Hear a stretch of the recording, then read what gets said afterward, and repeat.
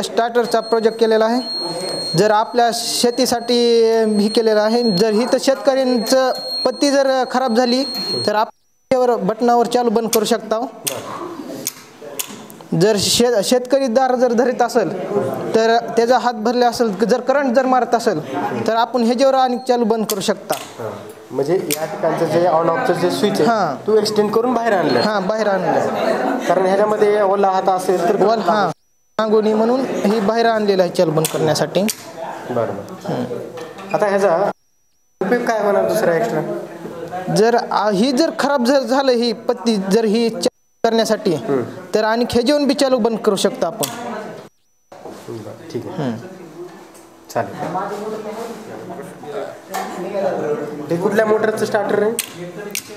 आज सर पानबुडी ती कोणची बी चालू शकते 3 पेज ती. हां सर, मी बिरुदेव सोमनाथ फसके.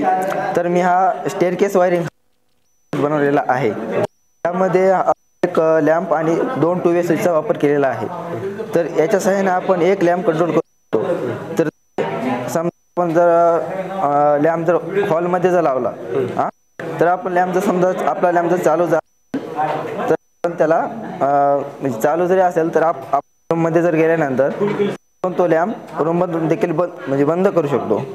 तरी बंद केला लॅम्प तर आपल्याला असलं जरी असलं तरी आपण लॅम्पच्या सहाय्याने चालू पण करू शकतो. केला जातो कुठल्या ठिकाणी? हा म्हणजे जिना वायरिंग मध्ये सर. जिना स्टेट पायऱ्यावरती गेल्याच्या नंतर ऑन करू शकतो. वरी गेल्याच्या नंतर समजा आपल्याला रूम मध्ये जायचंय, खाली यायची आवश्यकता नाही, ऑफ करू शकतो.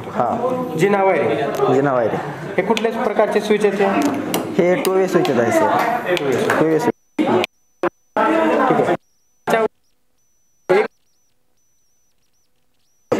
याची काय सेफ्टी वगैरे काय आहे का नाही? सेफ्टी बघा, याची एकच सेफ्टी की जॉईंट करत असताना जॉईंट ह्याची व्यवस्थित करावी.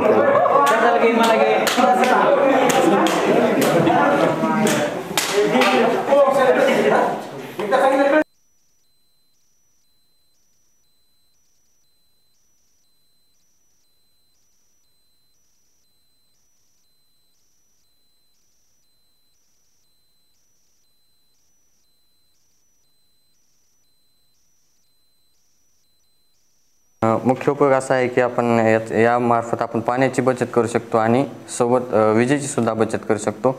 हे जे आहे ते आपल्या रूममध्ये किंवा आपल्या जे स्विच मोटरचं स्विच आहे ते त्या ठिकाणी आपण फिट केलं आणि हे वायर एक्सटेंड करून जर आपण आपल्या घरावरच्या पाण्याच्या टाकीवर टोपणाच्या साईडला जर लावलं आणि स्विच मोटर जेव्हा चालू होईल तेव्हा जर आपण स्विच चालू केलं तर तेव्हा पाणी जसं पाणी वरच्या टाकीमध्ये भरत येईल आणि वरच्या टोपणाला जसं चिटकल तर या वायरला चिटकेल तेव्हा त्या पाण्यामधून सर्किट पूर्ण होऊन ते आपल्या घरात लावलेला अलार्म आहे ते वाजायला सुरुवात होईल. तर यासाठी आपण वापर केलेला फक्त एक ॲडॅप्टर वापर केला जो की आपल्या घरात मिळून जातो. जुन्या मोबाईलचा चार्जर वापरू शकतो जो की आपला 240 व्होल्ट आहे तो 5 व्होल्ट DC मध्ये कन्वर्ट करतो आणि त्यामुळं 5 व्होल्ट DC मध्ये कन्वर्ट केल्यामुळे आपल्याला तो शॉकसुद्धा पाण्याच्या टाकीमध्ये शॉक बसणार नाही. आणि आपण एक 6 व्होल्टचा एक बजर या ठिकाणी उपयोग केला आहे जो की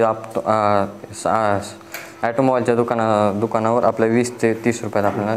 आता या ठिकाणी हा जो सप्लाय आहे AC सप्लाय आणि इकडून DC सप्लाय तो आपल्या टाकीमध्ये राहणार. हे जे टर्मिनल राहणार आहे तुझ्या वरच्या टंकीमध्ये राहणार, राईट? म्हणजे ज्यावेळेस हे पाण्या थ्रू सर्किट कंप्लीट करतील त्यावेळेस आपल्याला घरामध्ये इंडिकेशन होणार आणि अलार्म घरामध्ये लावलेला आपला अलार्म. त्यामध्ये ऑटोमॅटिक पॉवर सप्लाय ऑफ होते का? ऑटोमॅटिक पॉवर सप्लाय ऑफ होईल जेव्हा पाण्याच्या टाकीतलं पाणी जसं खाली होईल, पातळी खाली जाईल तेव्हा ते सर्किट पूर्ण होणार नाही आणि ते बंद होऊन जाईल. नाही, मोटर बंद होणार का? यात नाही होणार. मोटर बंद जर ज्यावेळेस पाणी खालच्या लेवलला येईल त्यावेळेस ते होणार. मग समजा आपल्याला त्याला जर मोटर ऑन ऑफ करायची असेल तर काय करावं लागेल? आता तर मोटर ऑन ऑफ जर करायची असली तर त्यामध्ये आपल्याला अपडेट करावं लागेल आणि आपल्याला मोटरचं स्टार्टर 2 वायर त्याच्या ह्याच्या स्विचमध्ये बसव रिले थ्रू करावं लागेल मोटरचं. ह्याच्या पुढचा प्रोजेक्ट आहे तुझा. हां सर आता समज टाकीमध्ये काय तुझ्या मासे वगैरे असले कोणी टाकलेले त्याच्यामध्ये हे तू वरी पाण्याचं त्यांना काय धोका असू शकतो? आपलं जे आहे ते आपण त्यासाठीच ॲडॉप्टर यूज केले ना. जो एक काही दुसरं जरी नाही जाणार वायर सुद्धा हात लावला तरी आपल्याला करंट बसणार नाही. ठीक आहे, चांगलं. ओके. पाण्यामध्ये जर बरं ठीक आहे, चांगलं. माझं नाव वायरिंग बनवली आहे PVC कंडूट पाईपमध्ये. PVC कंडक्ट पाईपमध्ये. बरं. हे पाईप फिट करण्यासाठी GI सॅलिडचा वापर. त्यामध्ये सांग ना कशा पद्धतीनं तुझे वर्किंग आहे ते. कशा पद्धतीनं हे कुठचं स्विच आहे? 2 स्विच आहे. कोणतं? 2 स्विच आहे. सगळे 2 स्विच आहे. 2 स्विच आहे. प्रॅक्टिकलचं नाव काय तुझं? हे हॉस्टेल वायरिंग. Hostel wiring. बरं. कशा पद्धतीनं वर्क होते आता दाखव डेमो. ह्याचा वापर करायचा. बरं. हे कुठं मध्ये हॉस्टेलमध्ये राहणार? हां, हॉस्टेल एका रूमसाठी स्पेशल. बरं.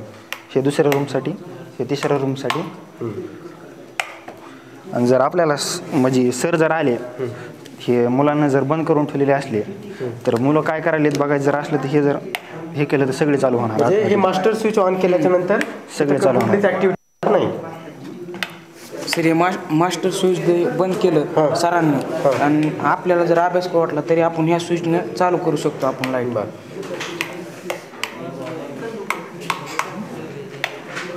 या ठिकाणी काय होतं?